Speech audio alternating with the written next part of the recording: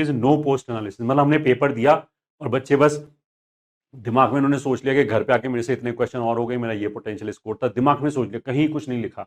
तो this is very important thing. जब हम टेस्ट दे रहे हैं तो basically we are trying to optimise our score, कि हम कम से कम नेगेटिव करें, कम से कम मिस्टेक करें, ज़्यादा से ज़्यादा हमारा मार्क्स आए, क्वेश्चन सिलेक्शन हमारा अच्छा होना चाहिए। तो मेरे को एक एनालिसिस तो होनी चाहिए, कहाँ मैंने टाइम वेस्ट किया, कहाँ नहीं किया। तो उसके लिए analysis part should be very strong, and every analysis जब तुम उसको लिखोगे तभी वो तुम्हारे ब्रेन में रजिस्टर होगा।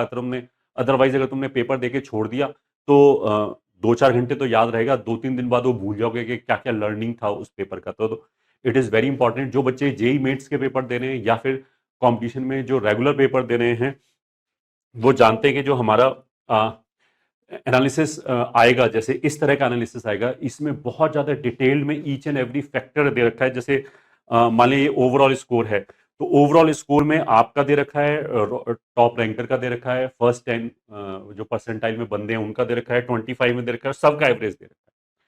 तो जैसे कुछ बच्चे ये बोलते हैं कि मेरा मैथ तो कमजोर है, फिजिक्स अच्छा है, ये ठीक है।